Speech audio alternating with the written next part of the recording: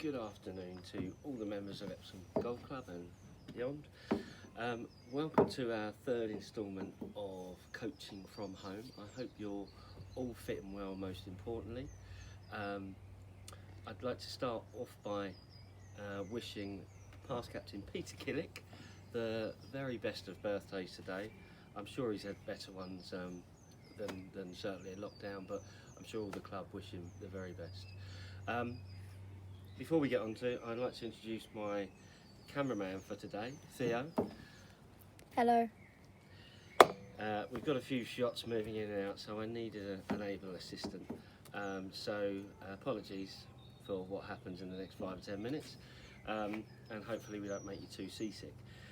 We today are going to talk about putting. We're going to start off by looking at the grip, and then we're going to give you a few little pointers that you can work on either in this sort of situation or hopefully indoors if you can't get outside in the carpet. We're going inside, but we're currently decorating, so we haven't really got a lot of carpets out there.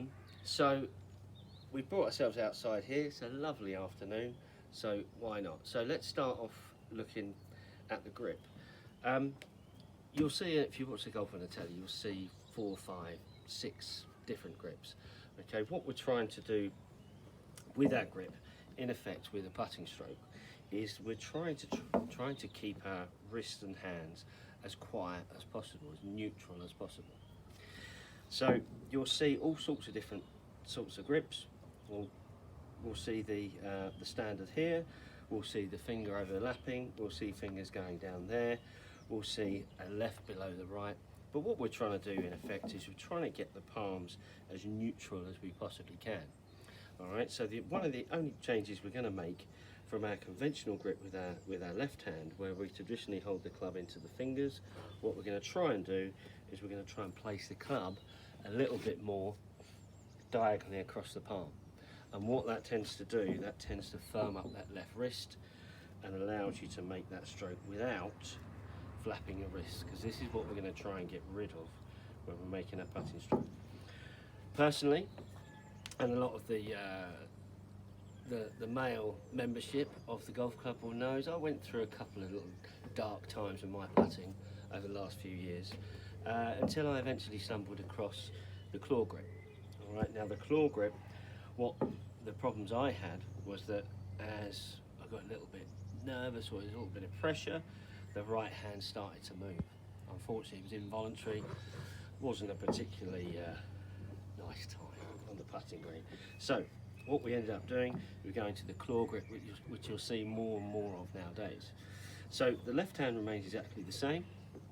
My right hand, I cup it in here, and I tend to put my thumb under there. So this is what works for me, because what tends to do here is it tends to firm up my right hand and it stops any of the movement.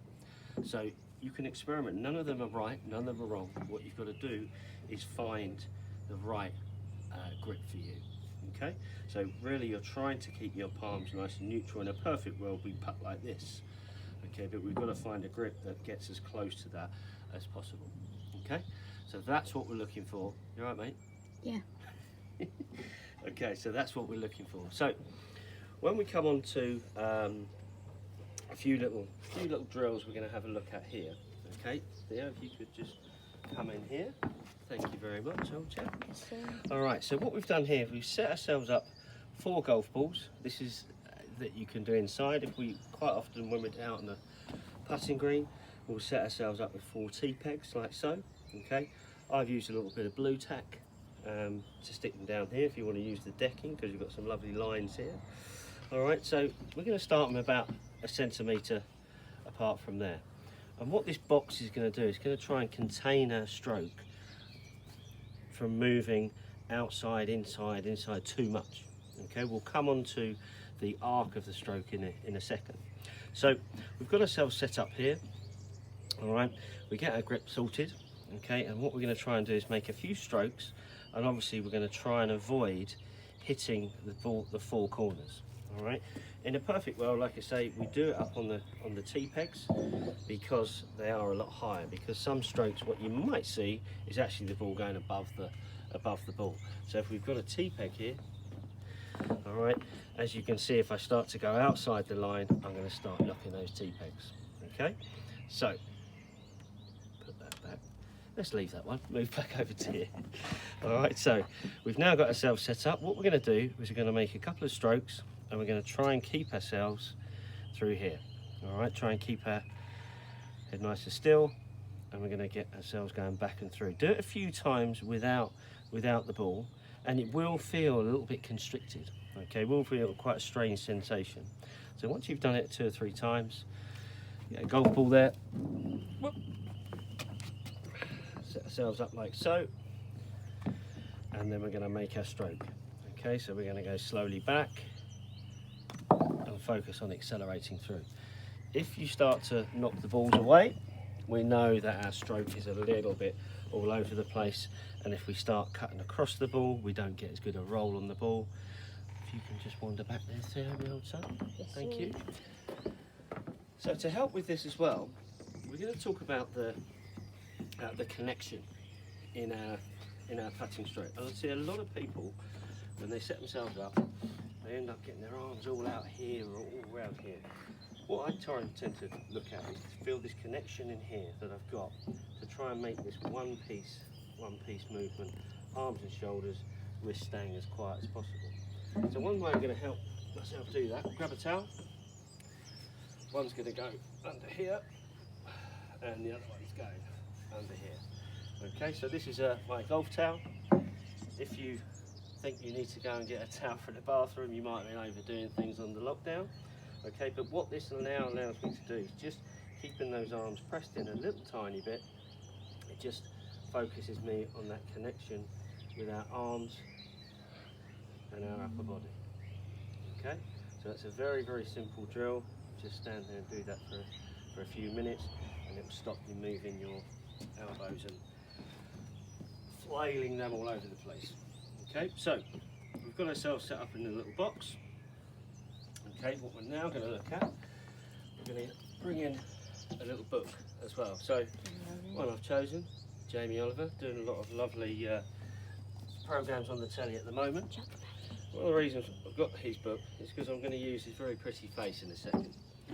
Because what a lot of people do when they're making their stroke is they tend to move, they tend to follow the ball, follow the stroke, and what that can lead to is a poor strike. You start to come up on the ball. Thanks, Theo. You start to come up on the ball, or it can get you to pull it, push it, all sorts of things. So what we're going to do from here, and also at the same time, what it's doing is it's also restricting my backswing. Because again, I see a lot of people tending to overdo a backswing and then decelerate on the way through. So what this is going to help us achieve is a controlled backswing, and we're going to try and accelerate through the other side. So you can see here my stroke tends to be, my follow through is probably twice the length of my follow through, and it makes sure that I accelerate through. Okay, the second point I'm going to get you to do, can you see my head there? Oh, thanks, sorry. Is as I impact the ball, what I want you to do is look at his face. Or what you can do is you can just put a penny down there or something like that, something to focus on. Because what this will do, as I look there, it's going to keep my head perfectly still, and you'll be surprised how different the contact might possibly feel as I go through there. All right, we don't need to follow the ball into the cup. We've got ourselves set up. There's my backswing again. Nice and smooth, and accelerate through, looking back. All right, once you start to get that contact, if you've got yourselves a target or a cup up there, the only time you want to look up is really to watch that ball, maybe if it was down the golf course, go in the hole. Okay, stop laughing, you. All right, or just approach the cup. Okay, now probably throwing all these drills at you, but there's lots of little things that you can do at home. One thing I've also set up here, is we talked about blue tack, always trying to use stuff around the house. We set up our our putter now, put a couple of bits of blue tack, and this is what this is going to do. It's going to help you to start striking the ball out the middle of the club face. And there's a lot to be said about hitting the ball from the middle of the club face. If you start to hit the ball from the toe or the heel of the toe, the strike's going to be different, the roll's not going to be quite as good. So what I would say, from your line, and I imagine most of you have got a line there, it's about finger's width either side. Just put a little lump of blue tack there. And what this will tell us now, it will tell us, are we striking the ball out the middle of the club face? This is where it could get a bit embarrassing if I can't get the ball to go straight. Okay, so we've got ourselves set up. Okay, from there, again, slowly back, accelerate. So, as I thought would be a perfect example of how not to do it there, all right, that one hit off the toe, the ball went offline. Okay, so we'll have another go at that, and through we go. A much, much better stroke there, okay? Good, so that's another little drill you can have a look at. And finally, one for you to work on club face as well. Sorry we're throwing all these drills at you, but why not? Not got a lot else to do. All right, so we're going back to putter. Okay, so what we're going to do, we're going to put two golf balls here. Two golf balls here together. All right, yawning. That's nice, isn't it? Yawning, lovely. So we've got two golf balls here, and we're going to make our stroke now, and we're going to try and get these golf balls to roll off together. If one of them goes in front or going through, it's going to tell you that your putter is coming through either open or closed. All right, so again, have your putting stroke, have your practice, get yourself set up, and again from there, through we go. So that left ball, left there just a little bit before the right ball, so it tells me my heel of the putter came in slightly twisted. Okay, so again we'll have another little go at that. I'm sure we can edit this out, Theo. So again from here, slowly back. Almost perfect. All right, this is a tough one. This is a tough one to get absolutely spot on. All right, but what it will do is it'll give you a pattern of what your club face is doing as you're coming through. If one of the balls keeps moving, it will tend to tell you, and it might explain why you consistently miss putts to the right or miss putts to the left.